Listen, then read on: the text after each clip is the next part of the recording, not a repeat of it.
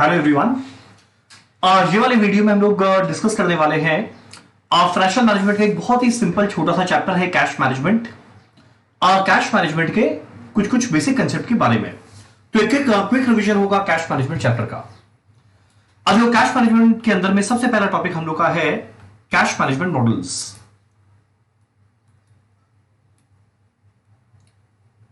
सबसे पहले हम लोग का है कैश मैनेजमेंट मॉडल्स।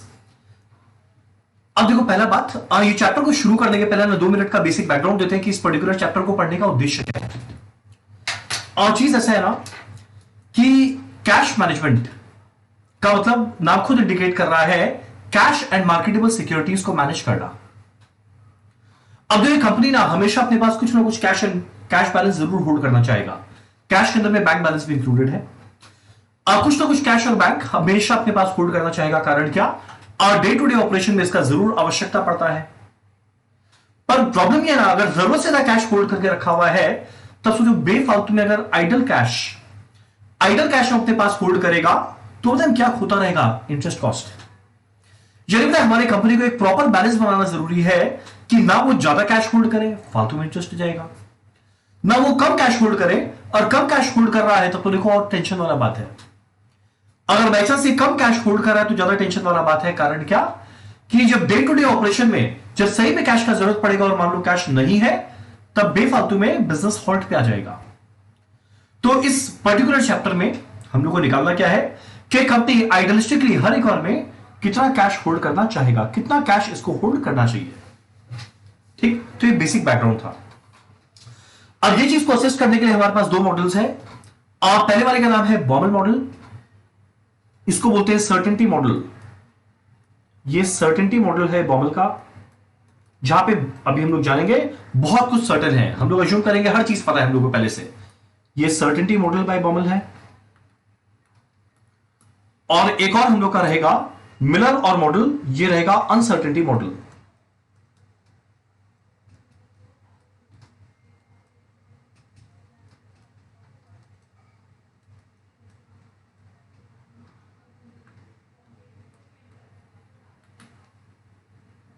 ठीक, और सबसे पहले स्टार्ट करते हैं विलियम जे बॉमल का। दिया हुआ है हम लोग का पहला कैश मैनेजमेंट मॉडल का पहला मॉडल। अब देखो, अब ना इसका फॉर्मूला एग्जैक्ट वैसा ही है और जैसा फॉर्मूला हम लोग ईओक्यू का जाने थे। मटेरियल में हम लोग पढ़े थे ईओक्यू, और जिसका फॉर्मूला था √2AO डिवाइडेड बाय C। हमारा कैश मैनेजमेंट के अंदर में भी यहां पे ईओक्यू नहीं, यहां पे OTS है, ऑप्टिमम ट्रांजैक्शन साइज, जिसका फॉर्मूला है √280 divided by C। √280 divided by C।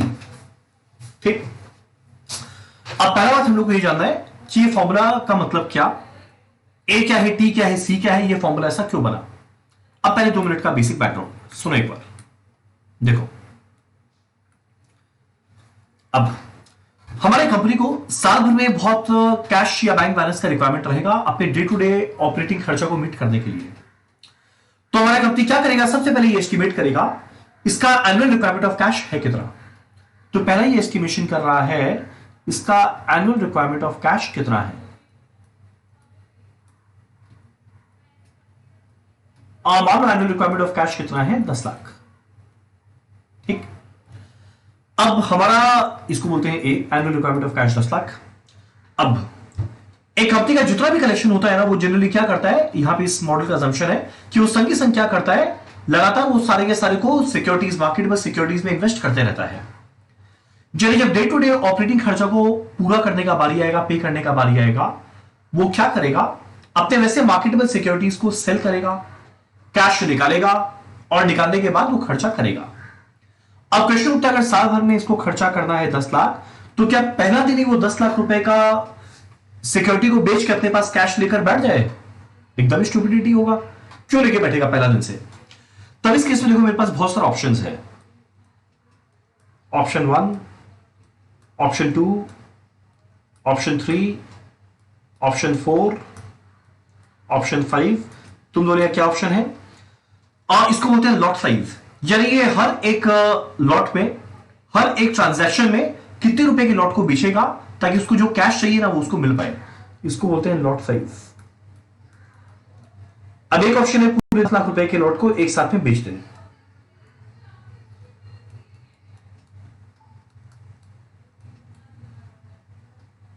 यानी ऐसा ट्रांजैक्शन साल में कितनी बार करना पड़ेगा? सिर्फ एक बार। साल भर में चाहिए 10 लाख, हम एक बार में 10 लाख रुपए की सिक्योरिटीज को बेचे, ये ट्रांजैक्शन खाली एक बार होगा। एक ऑप्शन है 5-5 लाख रुपए करके साल में दो बार ट्रांजैक्शन करें। अगला ऑप्शन है 1-1 लाख रुपया करके साल में 10 बार ट्रांजैक्शन करें। अगला ऑप्शन है 50-50 हजार करके साल में 20 बार ट्रांजैक्शन करें। एक हाइपोथेटिकल थ्योरेटिकल ऑप्शन है 1-1 बार करके, या मान लो 100 रुपया करके, या मान लो 1000 रुपया करके, जो मन चाहे लो, मान लो 1000 रुपया करके साल में 1000 बार ट्रांजैक्शन करें। ठीक, इतना सा ऑप्शन अवेलेबल है। अब क्वेश्चन उठता है जितनी बार हम लोग ट्रांजैक्शन करेंगे। देखो, जितनी बार ट्रांजैक्शन करेंगे, यहां ट्रांजैक्शन मतलब क्या? जितनी बार ट्रांजैक्शन का मतलब होता है हम लोग अपने सिक्योरिटीज को सेल करेंगे और सेल करके पैसा लाएंगे, और पैसा लाने के बाद हम लोग खर्चा करेंगे। तो देखो भैया, जितनी बार हम लोग सिक्योरिटीज को सेल करेंगे, हम लोग का यहां पे एक और असम्पशन है कि जितनी बार हम लोग ऐसा ट्रांजैक्शन करते हैं ना, हमारा ट्रांजैक्शन कॉस्ट लगता है। क्वेश्चन उठता है क्या ट्रांजैक्शन कॉस्ट लगता है? ये पूरा ट्रांजैक्शन हम लोग खुद नहीं करते। हम लोग क्या करते हैं, बीच में एक मीडिएटर है, ब्रोकर है, जो हमारे बिहाफ में काम करता है, और जो ब्रोकर है ना, वो पैसा चार्ज करता है। वो जो ब्रोकरेज चार्ज करेगा वो हर ट्रांजैक्शन का कांस्टेंट है। एक असम्पशन है, वो जो ब्रोकरेज चार्ज करेगा वो हर एक ट्रांजैक्शन का कांस्टेंट है, इवन तो उसका लॉट साइज कुछ भी रहे। तो अगर वो साल में एक ही बार ट्रांजैक्शन उससे करवाए तो ब्रोकरेज एक ही बार लेगा। यानी शॉर्ट, यहां पे हमारा ट्रांजैक्शन कॉस्ट क्या लगेगा? मिनिमम। हमारा ट्रांजैक्शन कॉस्ट यहां पर क्या लगेगा? मिनिमम। कारण क्या है? ट्रांजैक्शन बस खाली एक बार हुआ था। इसका एग्जांपल क्या था? ब्रोकरेज। पर वही अगर हम लोग साल में उसको बोले भाई 2 बार बेच रहा है, वो 2 बार ट्रांजैक्शन कॉस्ट लेगा, 2 बार ब्रोकरेज लेगा। अगर वही हम लोग बोले कि भाई 20 बार बेच रहा है, वो 20 बार लेगा। वही अगर हम लोग बोले 1000 बार बेच रहा है, तो देखो 1000 बार उसके सर्विसेज को यूज किए, वो ब्रोकरेज 1000 बार लेगा। तो इस सिचुएशन में ट्रांजैक्शन कॉस्ट क्या हो जाएगा? मैक्सिमम।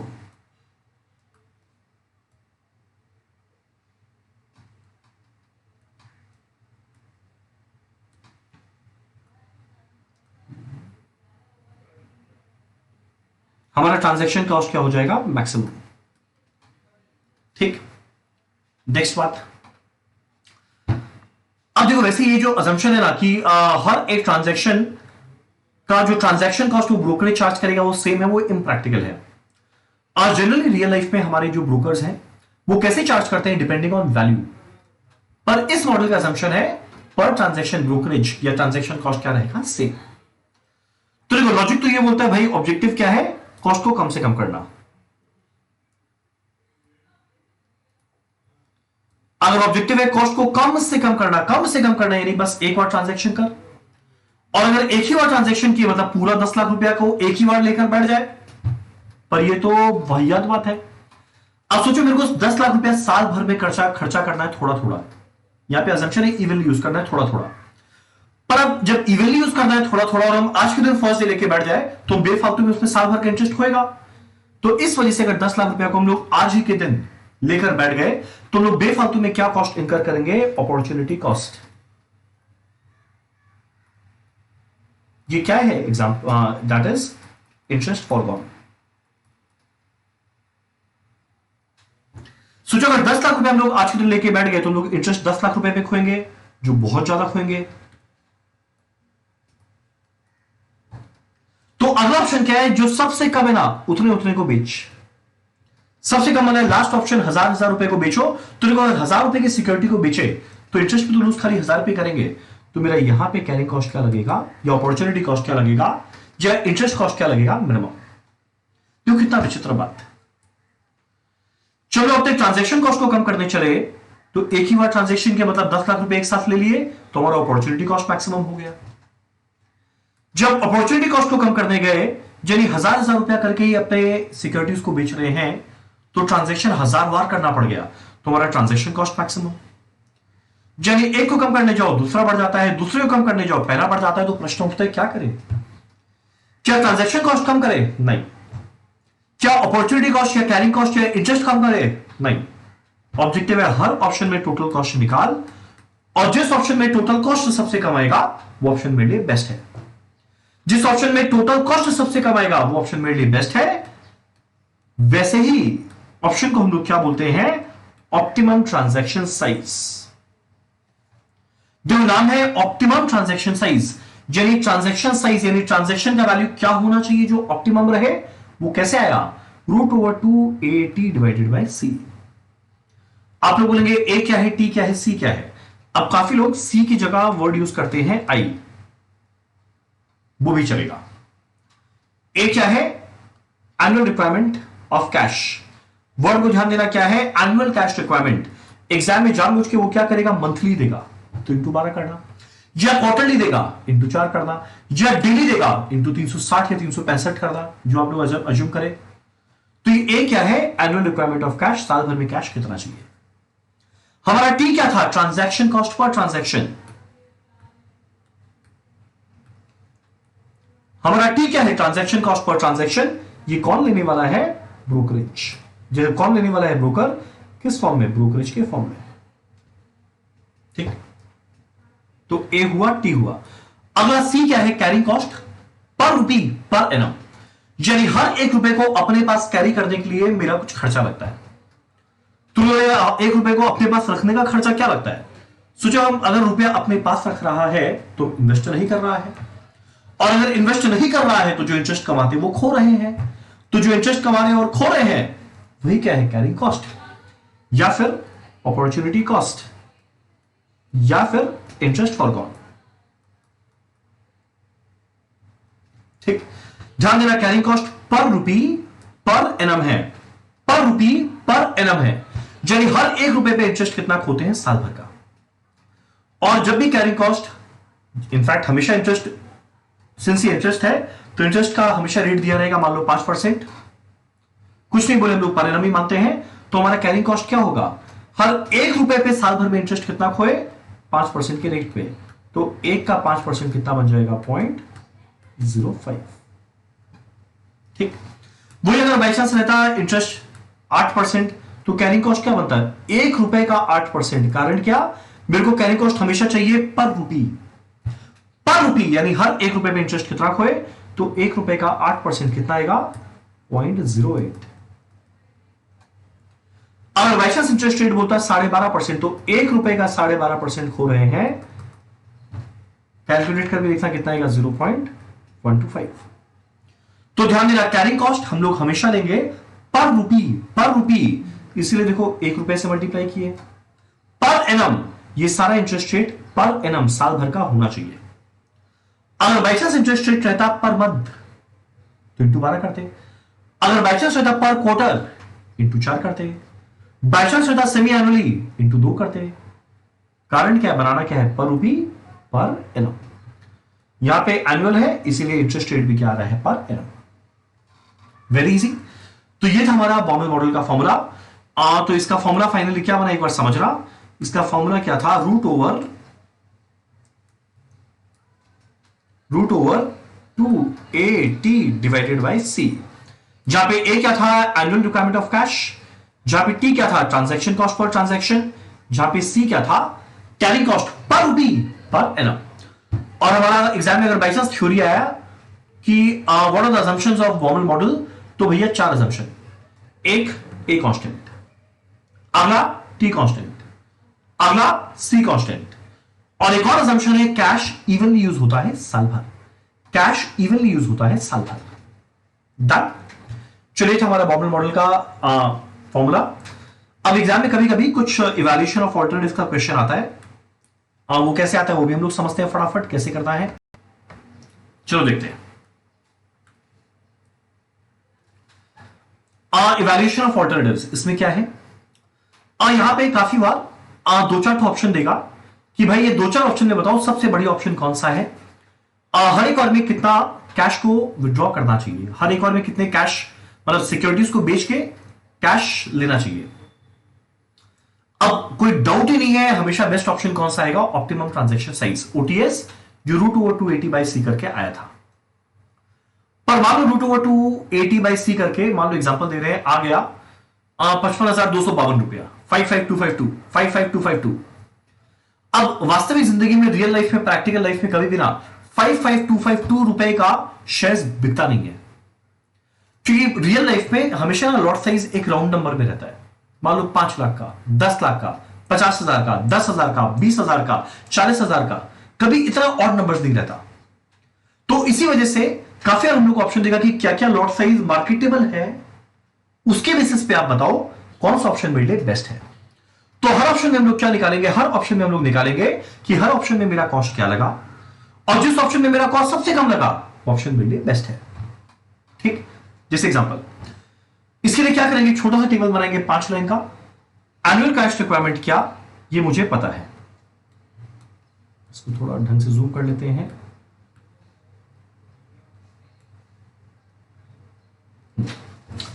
हमारा एनुअल कैश रिक्वायरमेंट कितना है, मान लो 10 लाख, या मान लो एग्जांपल को ज्यादा कॉम्प्लिकेटेड नहीं करते, 1 लाख रुपया एनुअल कैश रिक्वायरमेंट है, मान लो 1 लाख रुपया।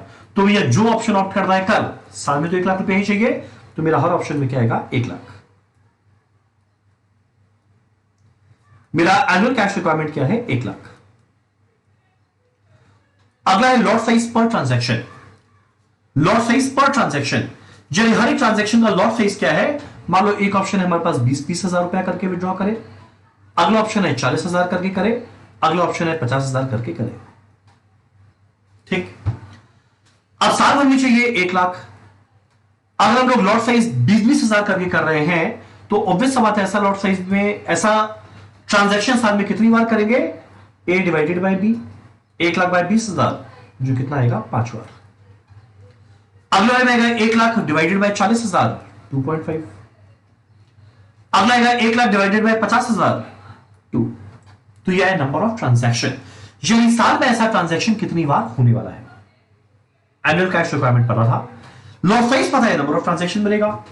अब देखो जितनी बार ट्रांजैक्शन करेंगे उतनी बार ब्रोकर आके ब्रोकरेज लेके जाएगा, जिसको ट्रांजैक्शन कॉस्ट बोलते थे। मान लो हर एक बार ट्रांजैक्शन करने का कॉस्ट है 1,000 रुपया। मान लो हर एक बार ट्रांजैक्शन करने का कॉस्ट है 1,000 रुपया, तो भैया जितनी बार ट्रांजैक्शन करेंगे इंटू 1,000 रुपया, तो मेरा कॉस्ट कितना आ जाएगा, जितनी बार ट्रांजैक्शन करेंगे जो सी में लिखा हुआ है, into transaction cost per transaction, जो हमारे केस में कितना है 1,000, तो उसे इंटू 1,000। यहां क्या आएगा 5,000, यहां क्या आएगा 2,500, यहां क्या आएगा 2,000। ठीक, अब अगला हमारा क्या लगने वाला है, कैरिंग कॉस्ट। देखो दो ही कॉस्ट था, एक ट्रांजैक्शन कॉस्ट, ब्रोकर का ब्रोकरेज, अगला था कैरिंग कॉस्ट। अगला कैरिंग कॉस्ट क्वेश्चन उठता है कैसे मिलेगा, जितना कैश विड्रॉ करेंगे, देखो इतना इतना इतना इंटरेस्ट उसी पे तो लूज करेंगे। तो देखो 20,000 रुपया का अगर कैश विड्रॉ किए तो इंटरेस्ट 20,000 पे लूज करेंगे। ठीक, अगर 40,000 का विड्रॉ किए तो इंटरेस्ट 40,000 पे लूज करेंगे। मान लो इंटरेस्ट रेट कितना है 10%, मान लो है 10%, तो कैरी कॉस्ट पर यूनिट नहीं होना चाहिए, पर रुपया होना चाहिए, पर रुपी पर एनम। मान लो carry cost per rupee per annum है 10%, तो 1 रुपए का 10% कितना आएगा, 10 पैसा।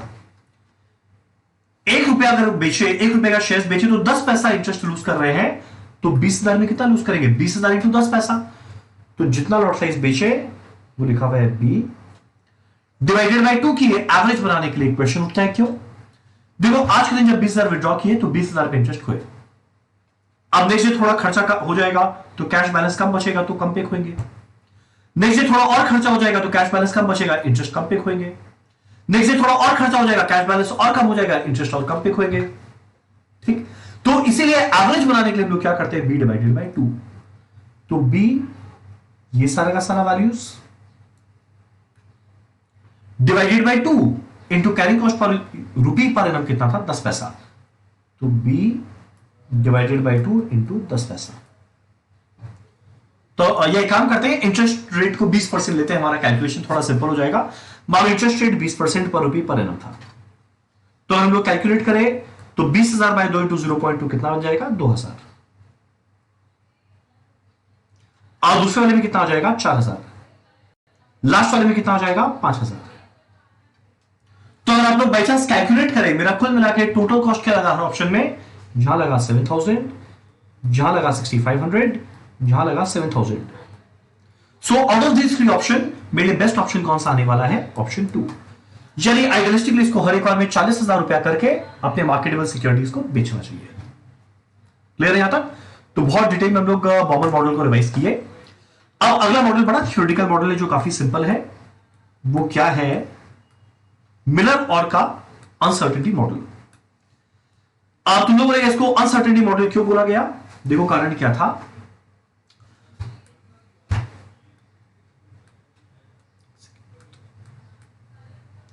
कारण क्या था?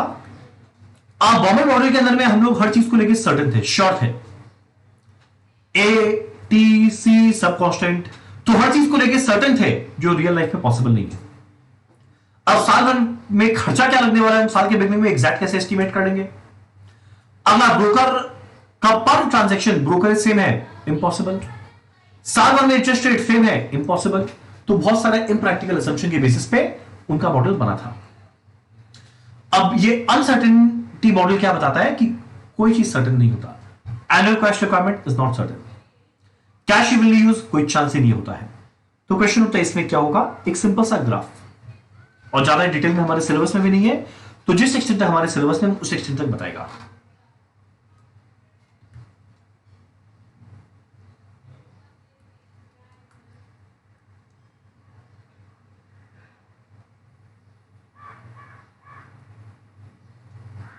ये कैश बैलेंस का लाइन है, वाई एक्सेस।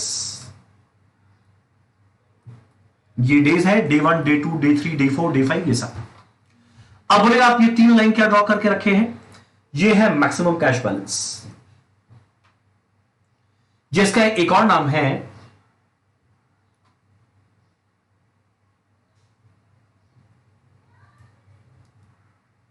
ये है मैक्सिमम कैश बैलेंस, ये इसका एक और नाम है अपर कंट्रोल लिमिट। मैक्सिमम कितना कैश होल्ड करना है। जो सबसे नीचे वाला है मैक्सिमम का ठीक उल्टा रहेगा, मिनिमम कैश बैलेंस, इसका एक और नाम है लोअर कंट्रोल लिमिट। ठीक, एक यहां पे जो है वो क्या है? नॉर्मल कैश बैलेंस, ये इसका एक और नाम है रिटर्न पॉइंट।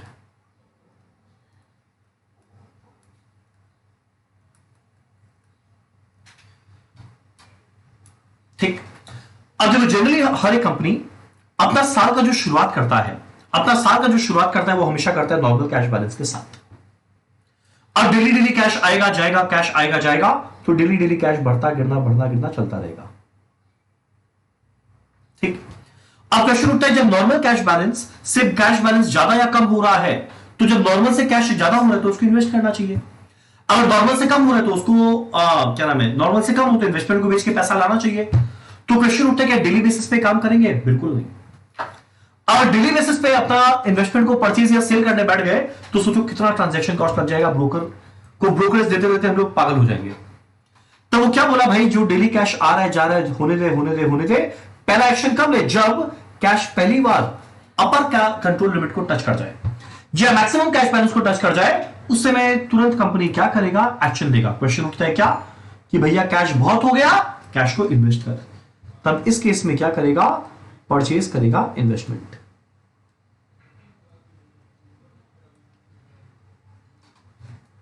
ये क्या करेगा? परचेज करेगा इन्वेस्टमेंट। क्वेश्चन उठता है कितने रुपए के इन्वेस्टमेंट को परचेज करेगा? एग्जैक्ट उतरा कि वापस से कैश कम होके कहां पहुंच जाए? नॉर्मल कंट्रोल लिमिट में। ठीक, इसको बोलते हैं एच, जेड और ओ। अच्छा, अब्रिविएशन हम बाद में बताते हैं।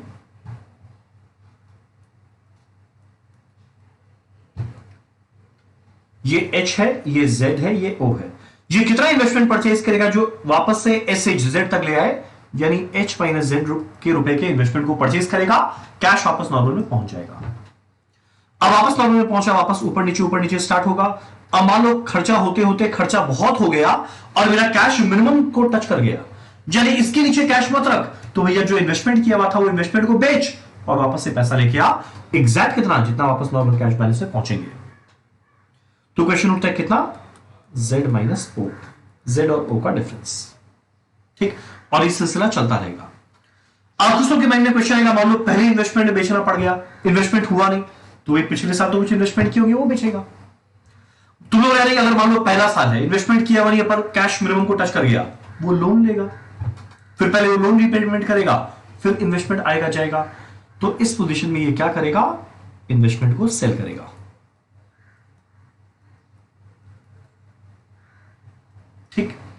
एक बात, ये जो डिस्टेंस रहेगा ना, ये वाला और ये वाला, यानी जो नॉर्मल कैश बैलेंस है उससे जो मैक्सिमम और मिनिमम का डिफरेंस है उसका रेशियो 2:1 है। यानी ऊपर जा रहे हैं, जाने दे जाने दे जाने दे जाने दे जाने दे 2 तक, पर जब नीचे जा रहे हैं बस 1 तक जाने दे। ऊपर में वो देखो 2 तक का लिबर्टी दिया, यानी अगर कैश ज्यादा होल्ड कर रहे हैं तो इंटरेस्ट तो लूज कर रहे हैं, कोई बात नहीं, लूज करने दे, ट्रांजेक्शन कॉस्ट बहुत ज्यादा लग जाएगा और डेली डेली इन्वेस्ट किए तो। पर वही अगर कैश हल्का सा भी कम हुआ तो इसको टेंशन हो जाता है, बोलता नहीं नहीं इन्वेस्टमेंट बेच, कैश रहा, कि day to day operation hamper नहीं होना चाहिए। तो ये था हमारा मिलर और मॉडल डन। तो कैश मैनेजमेंट मॉडल्स में 2 चीज था जो हम लोग दोनों डिस्कस किए। अब हम लोग इसका एक आखिरी टॉपिक करते हैं डिस्कस, वो क्या रहेगा, कैश बजट।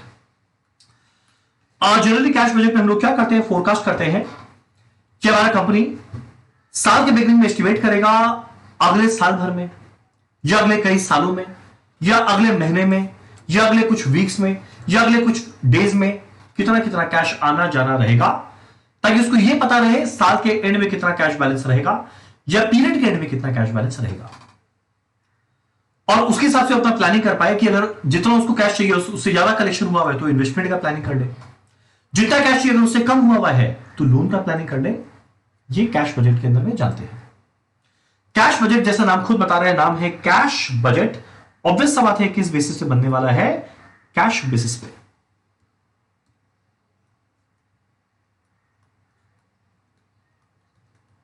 जब यहां पे हम लोग खाली वही चीज को रिकॉर्ड करेंगे जिसमें आइदर कैश का आना है या कैश का जाना है, और ऑब्वियस सा बात है ये एस्टिमेटेड बेसिस पे बना रहे हैं। नाम देखो क्या है, बजट, तो ये एस्टिमेशन है। यानी हम लोग एस्टिमेट करेंगे बिगिनिंग में, पीरियड के बिगिनिंग में, कि कितना कैश आने और जाने का उम्मीद है। ठीक, अब करेंगे कैसे, जैसे कैश बुक बनाते थे, हर पीरियड में ओपनिंग कैश बैलेंस कितना, उस पीरियड में कितना रिसीव किए वो लिख दे, टोटल हो जाएगा। कितना बिगिनिंग में था, उस पीरियड में और कितना कैश आया जोड़ दे, टोटल हो गया। और उस पीरियड में कितना हम लोग खर्चा करने वाले हैं उसको लेस कर दे, मेरे को क्या मिल जाएगा, क्लोजिंग बैलेंस। तो ओपनिंग बैलेंस ए, कितना आया बी, कितना गया पेमेंट, मुझे क्या मिलेगा, क्लोजिंग बैलेंस क्या आया। और जो पहले पीरियड का क्लोजिंग बैलेंस है एग्जैक्ट वही अगले पीरियड का ओपनिंग बनेगा। जो सेकेंड वाले का क्लोजिंग बैलेंस है, जो सेकेंड वाले का क्लोजिंग बैलेंस आएगा, सॉरी, जो सेकेंड वाले का क्लोजिंग बैलेंस आएगा वो अगले वाले का ओपनिंग बनेगा। जो तीसरे वाले का क्लोजिंग बैलेंस आएगा वो फोर्थ वाले का ओपनिंग बनेगा। जो आखिरी वाले का आएगा बस वो हो गया, खत्म, अगर 4 पीरियड दिया है तब। ठीक, क्वेश्चन उठता है पैसा कहां कहां से आएगा, जरा देखना कहां से आएगा, कैश सेल्स करके या collection from debtors. General exam में इसका कैलकुलेशन करने बोलता है, इसका कैलकुलेशन कैसे होगा हम लोग सीखेंगे।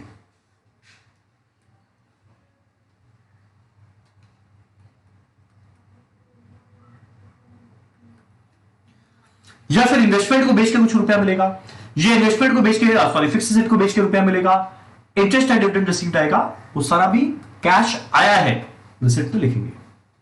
जब मान लो इनकम टैक्स रिफंड आया। ठीक, अब अगला क्वेश्चन होता है पेमेंट में क्या होगा। पेमेंट में हम लोग क्या करते हैं, जो परचेज कर रहे हैं क्रेडिटर को, उसका आइदर कैश परचेज या पेमेंट टू क्रेडिटर, इसका कैलकुलेशन हम लोग सीखेंगे। इन्वेस्टमेंट बेचे तो भैया पैसा मिलेगा, इन्वेस्टमेंट खरीदे हैं तो पैसा जाएगा, इंटरेस्ट डिविडेंड मिला है तो पैसा आएगा, इंटरेस्ट डिविडेंड पे किए तो पैसा जाएगा, इनकम टैक्स पे जाएगा, वेजेस ओवरहेड पे किए जाएगा। तो मेन ये हम लोग को 3 चीज का कैलकुलेशन सीखना है। बाकी सब तो क्लियर कट लिख के देगा कि कौन से महीना में कितना कैश आ रहा है, कितना कैश जा रहा है, वो जो लिख कर देगा वही उसी महीना में लिख देंगे। ठीक, तुम लोग यहाँ बैड डेट आएगा नहीं, तुम लोग यहाँ डेप्रिसिएशन आएगा नहीं, आप लोग बोलेंगे कोई भी प्रोविजन आएगा नहीं, ये सारा नॉन कैश है यार, कैसे आएगा। कैश बजट में क्या आता है, जहां पे आइदर कैश का आना है या कैश का जाना है। डन। अब जितना मेरा क्लोजिंग बैलेंस आया, और जितना मेरा क्लोजिंग बैलेंस आया उसके बाद काफी बार क्या होता है, हम लोग प्लान करते हैं कि मेरे को कितना क्लोजिंग बैलेंस रखना है। मान लो एग्जांपल हमारा पहले महीने में क्लोजिंग बैलेंस आया है, एग्जांपल देते हैं, मान लो आया 10,000। और मान लो हमारी कंपनी का टारगेट है कि वो हर महीने के एंड में कम से कम बैलेंस छोड़ना चाहता है 30,000। तो देखो भैया आया था 10,000, जितना शुरू में था, कुछ कलेक्शन हुआ, कुछ पेमेंट हुआ, खाली 10,000 बचा। पर यार इसको बैलेंस रखना है 30,000, तब इस केस में क्या करेगा, 10,000 था तो 30,000 बैलेंस रखना है तो इसको लोन देना पड़ेगा। कितने रुपए का लोन लेगा, 20,000 का। तो देखो लोन रीपेमेंट तो कुछ नहीं किया, ना इंटरेस्ट पे किए, मेरा क्लोजिंग बैलेंस कितना है, 30,000। और जनरली हम लोग इंटरेस्ट उसी महीना में पे करते हैं जिस मंथ में हम लोग लोन को रीपेमेंट करते हैं। ठीक, अब मान लो मेरा सेकेंड मंथ के एंड में सब कुछ एडलेस करते करते करते करते मान लो क्लोजिंग बैलेंस बच गया 30,000। तो भैया 30,000 रखने का पॉलिसी था, 30,000 ही था, तो ना लोन लेना है, ना लोन चुकाने के लिए एक्स्ट्रा पैसा है, और अगर लोन चुका ही नहीं रहे तो इंटरेस्ट भी कुछ नहीं देना, तो मेरा क्लोजिंग बैलेंस क्या बचेगा, एग्जैक्ट 30,000। ठीक, अब मान लो अगले महीना में मेरे पास बैलेंस थोड़ा बढ़ के हो गया है 40,000।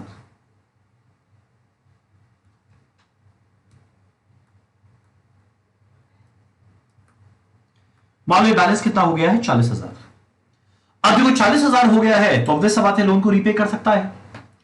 अब क्वेश्चन उठता है मैक्सिमम कितना रीपे कर सकता है, 10,000। 30,000 तो इसको रखना है, तो जो 10,000 रीपे कर सकता है वो इस तरीके से करना चाहेगा जिसके द्वारा लोन लेना तो नहीं है पर लोन रीपेमेंट और इंटरेस्ट मिला के 10,000 से कम रहे, 10,000 या उससे कम रहे। तो यहां पे हम लोग को थोड़ा ट्रायल एंड एरर मेथड लगा के चेक करना पड़ेगा कि कितना ये लोन रीपेमेंट करना है। वो डिपेंड करेगा क्वेश्चन की लैंग्वेज पे, जैसा बोलेगा वो करेंगे। तो मान लो बैलेंस वापस आया 30, मान लो एग्जांपल दे रहे हैं हम लोग लोन रीपेमेंट कर पाए 8,500 का, और मान लो इंटरेस्ट हम लोग रीपे कर पाए 850 का, तो 9350 रीपेमेंट कर दिए। ये काम करते थोड़ा 9,000 कर देते हैं, 9,000 लोन रीपेमेंट किए, 900 इंटरेस्ट पे किए, मान लो एग्जांपल है आया। उसके बाद हमारा बैलेंस कितना बचता है, 30,100। अब मान लो मेरा फाइनली आखिरी महीना में बैलेंस अच्छा खासा हो गया है 50,000।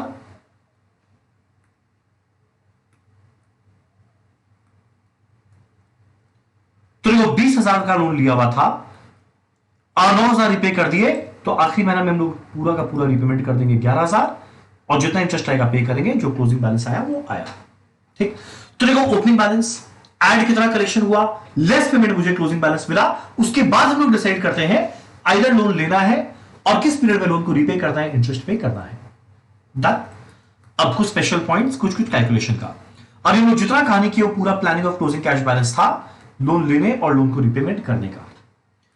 अब बस दो चीज जानना है, collection from debtors and payment to creditor, और अगला payment of wages and overhead. इसके अलावा बाकी कुछ नहीं है। फटाफट ये जानते हैं कैलकुलेशन कैसे होगा।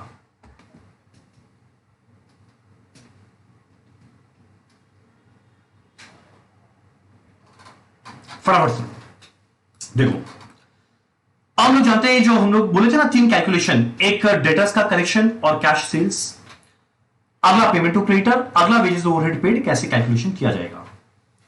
अब collection from debtors and payment to creditor को हम लोग साथ में समझते हैं एक साथ। देखो आज दो तरीका से कैलकुलेशन कर सकते हैं हम लोग। एक तरीका, जब क्वेश्चन में ओपनिंग और क्लोजिंग डेटर और क्रेडिटर का बैलेंस बताए, साथ में सेल और सीओजीएस का बैलेंस बताए। इसका मतलब मान लो हमारा क्वेश्चन कुछ इस प्रकार दिया हुआ है, ओपनिंग और क्लोजिंग बैलेंसेस, एक पीरियड का ओपनिंग और क्लोजिंग बैलेंसेस दिया हुआ है। कितना दिया हुआ है, मान लो डेटर का 3 लाख 4 लाख, अगला मान लो हमारा क्रेडिटर का 1 लाख 1,15,000, अगला मान लो हमारे स्टॉक का 50,000 और 75,000, और मान लो साल भर का सेल दिया हुआ है 10 लाख, और मान लो सीओजीएस दिया हुआ है साल भर का 6.5 लाख। ठीक, अब मान लो इतना इंफॉर्मेशन दिया हुआ है और मुझे ये निकालना है कलेक्शन फ्रॉम डेटर क्या है, पेमेंट टू क्रेडिटर क्या है, लोग आराम से निकाल सकते हैं। क्वेश्चन उठता है कैसे निकाल सकते हैं, देखो खाली डेटर और सेल को देखते हैं और कलेक्शन फ्रॉम डेटर निकालते हैं। मेरा during the period collection from debtor कितना आया होगा, जितना ओपनिंग डेटर था 3 lakh, plus during the month और कितना उसको बेचे 10 लाख, और तो मिला के 13 लाख हो गया। महीने के एंड में 4 लाख रुपए का डेटर पड़ा रह गया, तो बाकी 9 लाख पे किया। तो मेरा कलेक्शन फ्रॉम डेटर कैसे मिलेगा? कलेक्शन फ्रॉम डेटर कैसे आएगा? हमारा ओपनिंग डेटर क्या था? 3 लाख प्लस साल भर में कितना सेल किए? 10 लाख, या महीने का या जो भी पीरियड है, माइनस क्लोजिंग डेटर कितना था? 4 लाख। मेरे को सीधा क्या मिल जाएगा? 9 लाख। तो वो पीरियड में हम लोग कैश बजट में जाकर सीधा कितना लिख देंगे? 9 लाख रुपए का कलेक्शन हुआ है। अब अगला प्रश्न उठता है पेमेंट टू क्रेडिटर कैसे मिलेगा? जैसे डेटर डिपेंड करता था सेल पे, हमारा क्रेडिटर किस पे डिपेंड करने वाला है? परचेज पे। पर देखो क्वेश्चन में परचेज नहीं दिया हुआ है, क्वेश्चन में क्या दिया हुआ है? सीओजीएस का वैल्यू। क्वेश्चन में परचेज नहीं दिया हुआ है, क्वेश्चन में दिया हुआ है सीओजीएस का वैल्यू। तो सीओजीएस और स्टॉक के द्वारा, सीओजीएस और स्टॉक के द्वारा पहले परचेज निकालेंगे, एक और परचेज आ गया, पेमेंट टू क्रेडिटर मिल जाएगा।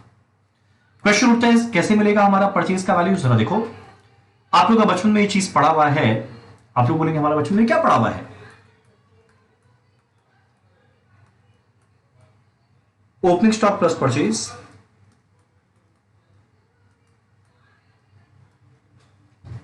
Opening stock plus purchase minus closing stock क्या होता है? सीओजीएस।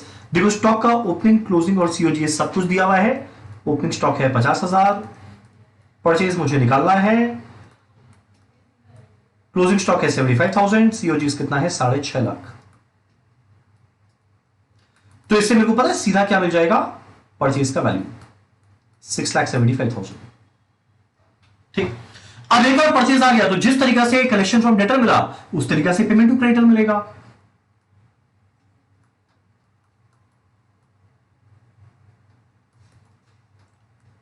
और जिस तरीका से कलेक्शन फ्रॉम डेटर मिला उस तरीका से पेमेंट टू क्रेडिटर मिलेगा। कैसे?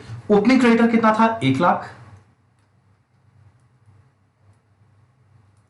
प्लस ड्यूरिंग द मंथ कितना और परचेज किए? 675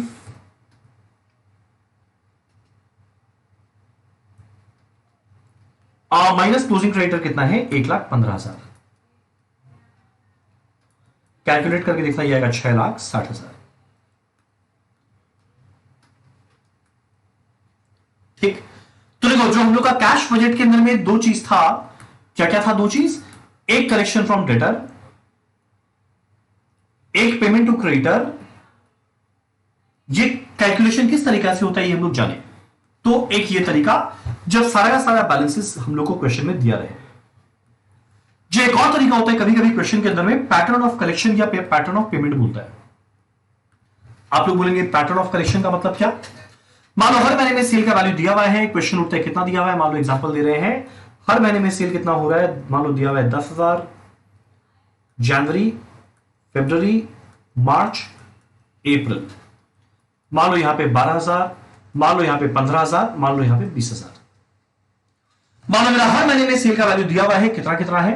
अब आगे बोलता है हर महीने का सेल का 10% कैश सेल्स है, तो इसका निकाले कैश सेल्स कितना है? 10%।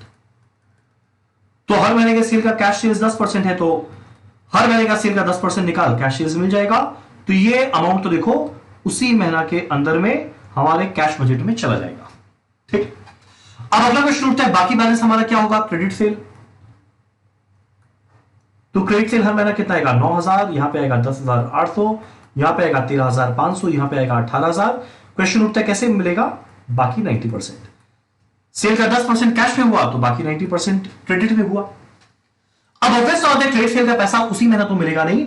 अब मान लो क्वेश्चन में लिखा हुआ है जितना क्रेडिट सेल हुआ इसका 50% एक महीना बाद, बाकी 50% 2 महीना बाद। तो अगला हम लोग कैलकुलेशन क्या करेंगे? Collection from debtor.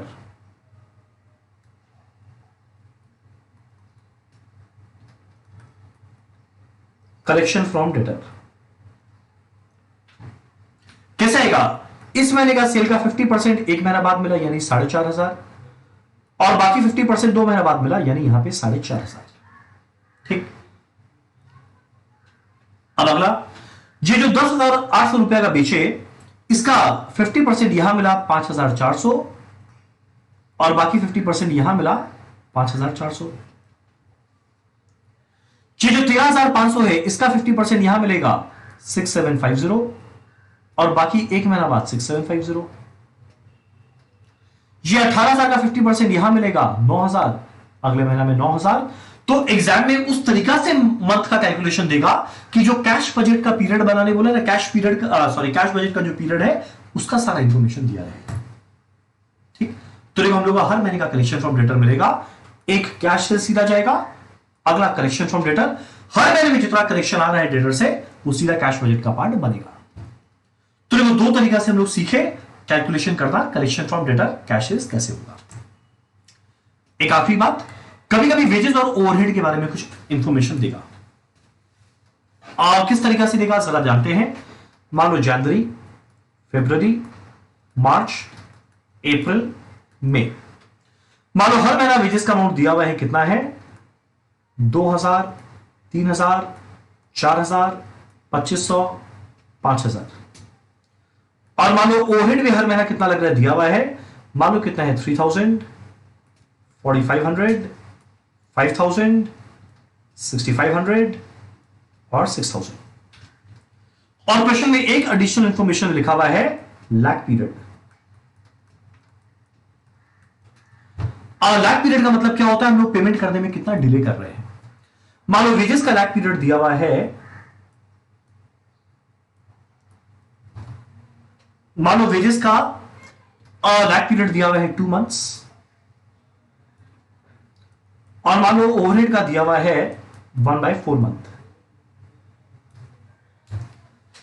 तुम लोगों ने 2 मंथ का मतलब क्या, इसका मतलब क्या, जो जनवरी का वेजेस है उसका पेमेंट जनवरी में नहीं 2 महीना बाद होगा, यानी कब होगा, मार्च में। यानी जो जनवरी का 2000 रुपया है वो पेमेंट हो रहा है, पर किस महीने में दिखाएंगे कैश बजट के अंदर में, मार्च में। तुम लोग ये 3000 कब दिखाएंगे, अप्रैल में। तुम लोग ये 4000 कब दिखाएंगे, मई में। इस तरीके से हमारा कैश बजट बनेगा। तो देखो ये तो बड़ा सिंपल वाला पोर्शन था। अब तुम लोग ओवरहेड का 1/4 मंथ का मतलब क्या होता है। अब देखो ये 1/4 मंथ का मतलब क्या होता है, ये इंडिकेट करता है, ये इंडिकेट कर रहा है पेमेंट ड्यूरिंग द मंथ कितना होगा, पेमेंट ड्यूरिंग द मंथ कितना होगा, बोलता है 1/4 का लैग है, 1/4 को डिले कर रहे हैं, यानी 3/4 को पे कर रहे हैं। तो हर महीना हम लोग कितना पे करेंगे, 3/4 ऑफ करंट मंथ प्लस 1/4 जो डिले किया गया, तो इस साल का अगले महीना, सॉरी इस महीने का अगले महीना पे होगा, तो कितना पे करेंगे, 1/4 ऑफ प्रीवियस मंथ। तो देखो हर महीना कितना पे करेंगे, उस महीने का 3/4 प्लस पिछले वाले का जो आ रहा है उसका 1/4। तुम लोग एक और जरा नंबर्स के साथ बताइए। तो देखो इस महीना कितना पे करेंगे, उस महीने का 3/4, 4500 का 3/4 प्लस पिछले महीने का 1/4, 3000 का 1/4। अगला नेक्स्ट मंथ में क्या होगा, 5000 का 3/4 प्लस पिछले महीने का 1/4। तो हर महीने का हम लोग कैलकुलेशन कर लेंगे। तुम लोग यहां बट चले ठीक है, आप बता तो दिए 1/4, 1/4 मंथ का डिले है, तो 1/4 अगले महीने गया, पर इसका क्या क्या रीजन है, क्या लॉजिक है। देखो क्या रीजन लॉजिक बताते हैं। देखो मान लो ये मंथ है जनवरी, ये मान लो मंथ है फरवरी। जनवरी में 3000 था, यहां 4500 था, और 1/4 मंथ यानी क्या होता है, एक महीने में 4 वीक होता है, मतलब 1/4 मतलब 1 वीक। तो इसको हम लोग 4 वीक में बांटते हैं, जनवरी मंथ को, फरवरी को भी हम लोग 4 वीक में बांटते हैं। ठीक, अब पहले महीने में 3000 था, उसको अगर 4 वीक में बांटे, देखो पहले महीने में 3000 था, उसको अगर 4 वीक में बांटे, यानी हर वीक में कितना आएगा, 750। अगले महीने में 4500 था, उसको अगर 4 पार्ट में बांटे तो 4500 डिवाइडेड बाई 4, हर वीक में कितना आएगा, 1125।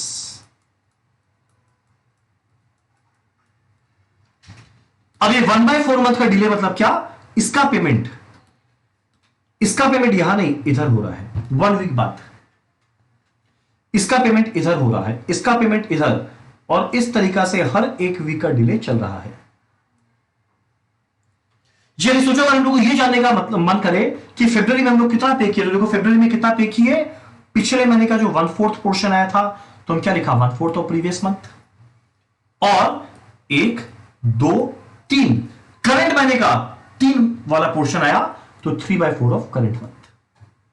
तो सीधा सीधा बात कि अगर बाई चांस लैग पीरियड दिया रहे हाफ मंथ, तो half lag period half month माने आधा को डिले किए, तो आधा करंट मंथ का आएगा, आधा पिछले महीने का। अब बोले 1/10, तो 9/10 करंट मंथ का, 1/10 प्रीवियस मंथ का। इस तरीका से हम लोग कैश बजट का सारा कैलकुलेशन, आइटम का कैलकुलेशन कर सकते हैं। डन। चलो इसी के साथ हमारा कैश मैनेजमेंट का भी रिवीजन होता है खत्म। चलो बाय।